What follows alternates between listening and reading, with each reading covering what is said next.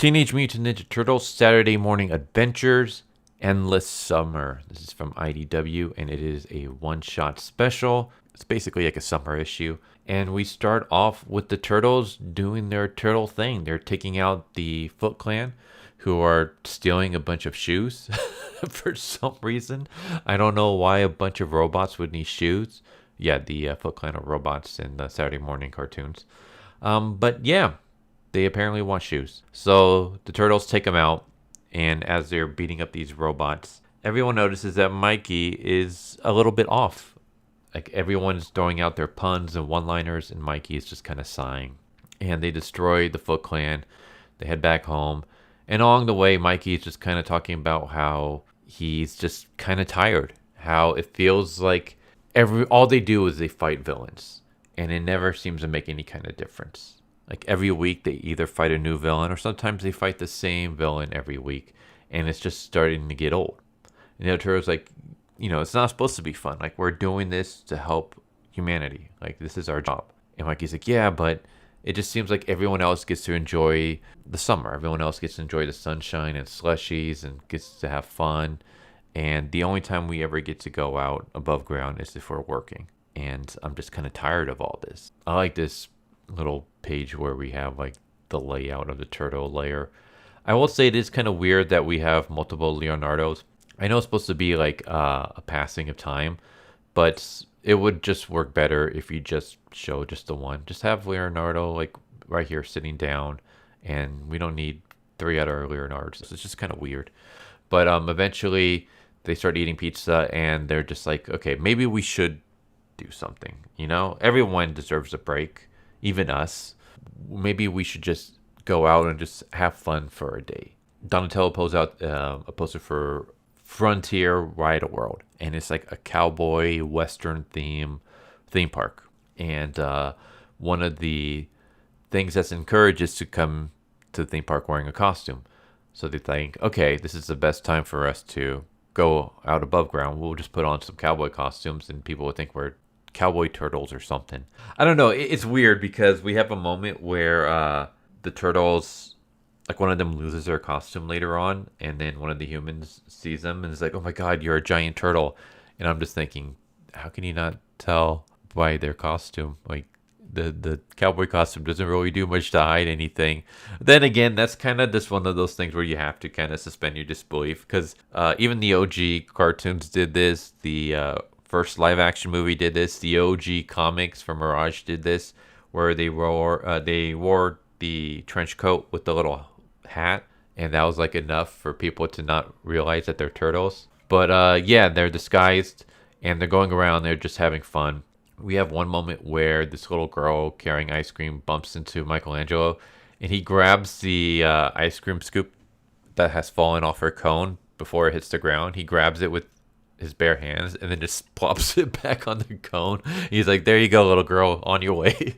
And I'm just like, I don't know if I were you, but like if my little kid bumped into a stranger and her ice cream fell, and the stranger grabbed it with his bare hands before it hit the ground and put it back on the cone, I would not have my child continue eating that ice cream. It's like, even though it didn't hit the ground, you grabbed it with your bare hands. I don't know where your hands have been. I don't know why. I kind of chuckled at this scene, but whatever. So yeah, they're going on rides, and they're like realizing something. Like, is it just me, or does the ride seem a little bit more intense than usual? And this is supposed to be a little setup. And as they get off the ride, they see Trag, and they're like, "Oh, okay, Trag's here. That means Krang has got to be involved in this theme park in some way. All right, guys, it's time to get to work." And of course, Michelangelo doesn't want to because he's like, "We're here to have fun, not to fight." But eventually he's like, "All right, whatever, let's do this." And they see Krang underground. He's underneath the theme park. And basically his plan is he's using this contraption that's gathering energy from the theme rides.